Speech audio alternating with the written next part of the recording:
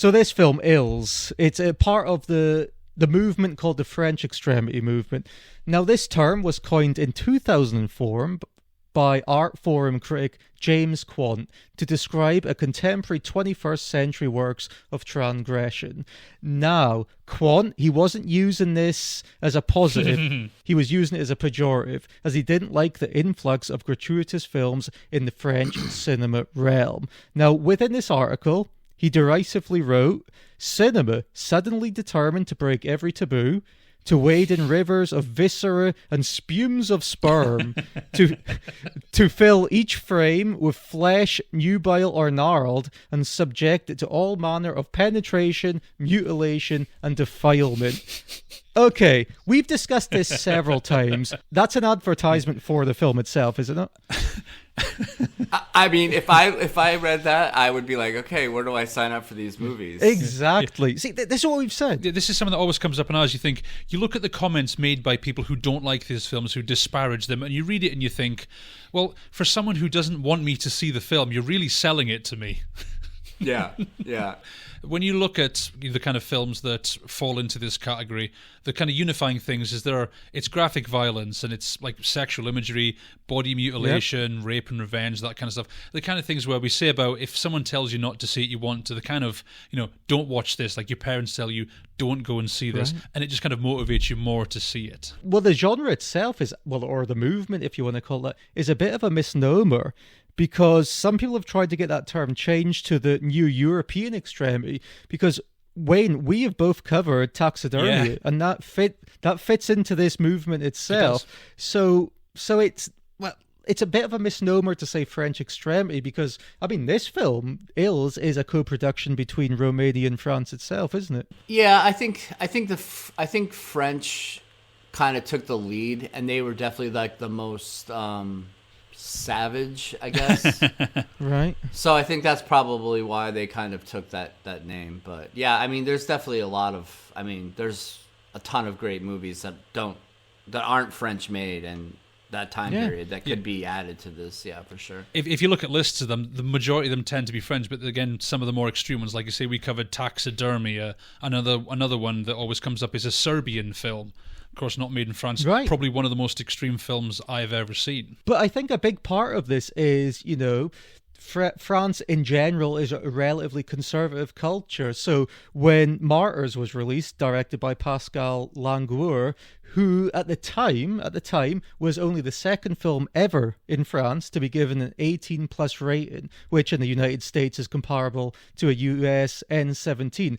Now, there has been some derision here because many people think this was an attempt from the French authorities, the French governing bodies, to censor these types of films because they weren't typically made in France. I know we had Possession, for example, but Pascal Langlois, look, he was trying to defend his film. He said about Martyrs, he said, "Torture is not the point of Martyrs. The film deals with human pain, the meaning of it, which is something completely different."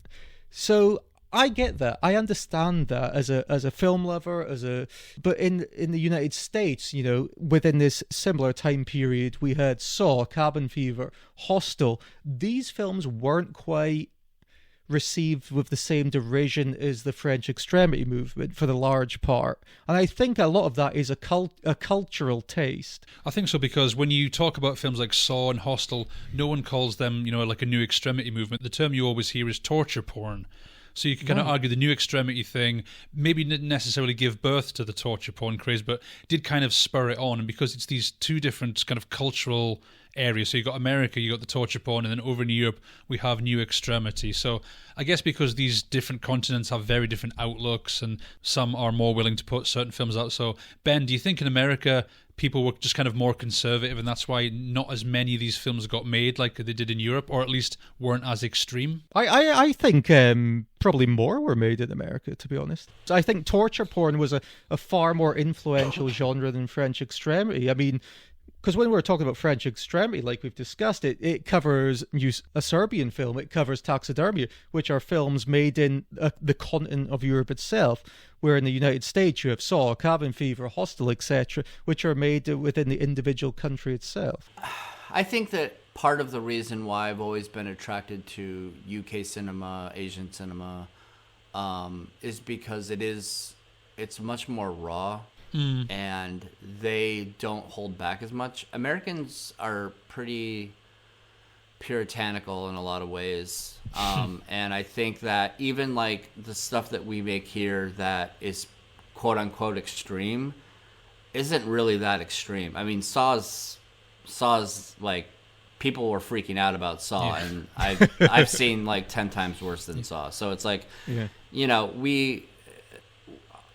it's such a weird thing because we claim to be such a progressive nation, but we're really not.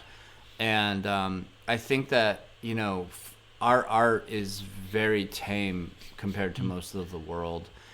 And I think a lot of that really has to do with Americans don't really struggle that much. And it's not to say that, like, you know, obviously we have a ton of poor people and there's people who struggle every day, but we don't struggle in the same ways that some countries do.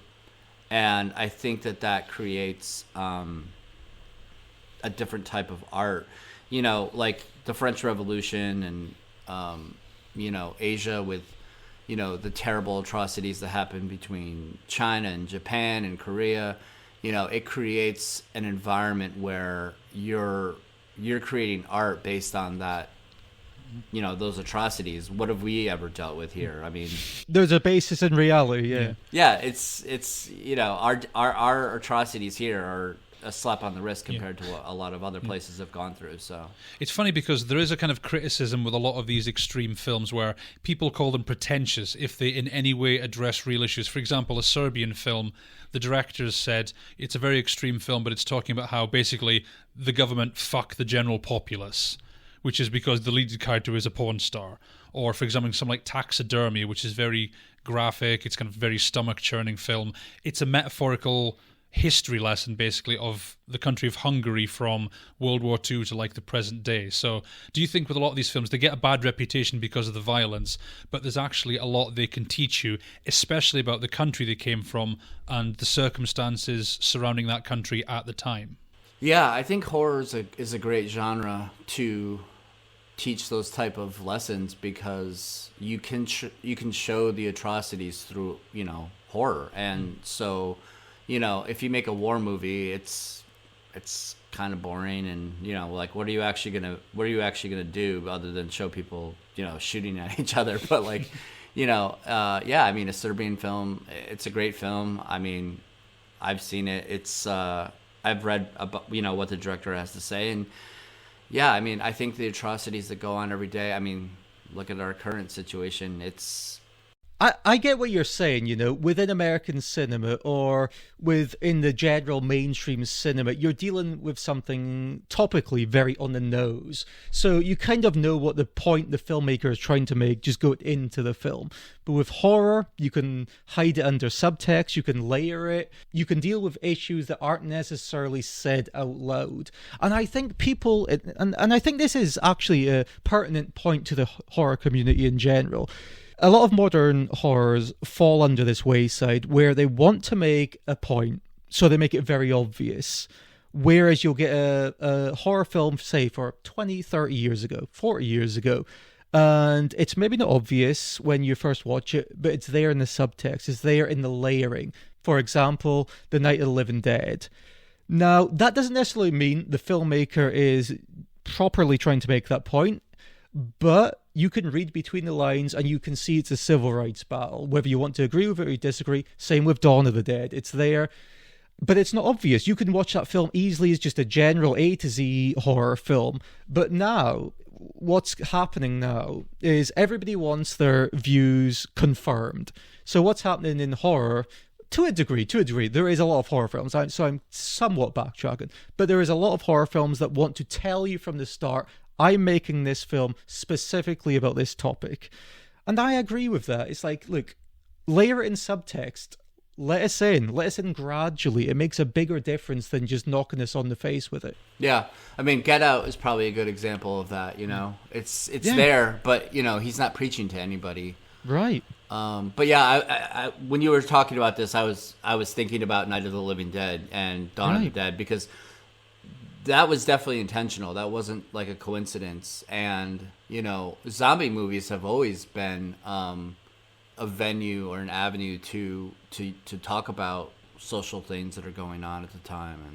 And But we'd agree it's important to be like kind of story first and just have your message woven through there. Because I heard someone say nowadays we're almost living in they called it a post-Get Out world, where what Get Out came along and did, it was great what it did, but it kind of spawned a lot of imitators where people were trying to do the same thing. They were trying to use a horror movie to tell a story, to address a social issue, but it was like that issue was pushed to the forefront rather than being woven through the subtext. It was very much in your face. As a result, it just didn't work as well, because it's like the director may have just pointed the camera towards itself and screamed the message in your face. You guys have covered Miss 45, right? Yeah.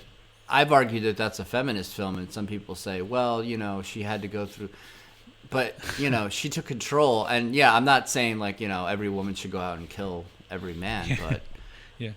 I think that it shows the point that, like, you know, a lot of people don't like rape in movies. But I don't think that it's something that we should shy away from. I think it's something that we need to be talking about. And, you know, have you seen Mysterious Skin? Yeah. Yeah, we covered that as well. Yeah. We covered that as well. Yeah, and sorry, I'm only on like episode 20 of you guys. So, but you know, I think Mysterious Skin is a very, very, very important movie, and it covers a lot of very, very deep subjects that people don't want to talk about. But I think as a society, it's important to talk about those kind of things, and you know, especially with Mysterious Skin, because you know it's made by, you know, a gay director. And it's dealing with boys, which, you know, it's, you know, that subject is usually only limited to women. And I think that a lot of men are afraid to talk about things that have happened to them because you're looked at as weak, or, you know, you're gay. Like, that's like, you know, and not that that's a bad thing, but like the people who will ridicule you for that are going to say that in like as it is a negative thing. Yeah, and you were talking at Miss 45 as well, and you talk about the rape in that film. Like, we're talking about New Extremity, where rape was obviously, you know, depicted very graphically. For example, a film I recently watched for the first time was Baise-Moi, which falls very neatly into the New Extremity thing. In Miss 45, and this is something we brought up in the episode as well, she gets raped twice, and if you add up the footage, it's less than a minute. Because, what's important, it's not the rape, it's the ramifications of it. And we even brought up the point of, you know, she became empowered and she became stronger. Did she need the rape? Did that have to happen to her for her to go on this journey? We're like, no, it was just kind of a catalyst, because she was a very beaten down woman. She had literally no voice, which was one of the most unique elements of the film. Yeah, it says a lot, right? You know, it's, unfortunately, women don't really have a voice most of the time. So, especially back then, you know, like that was probably pretty groundbreaking, I would imagine, at the time.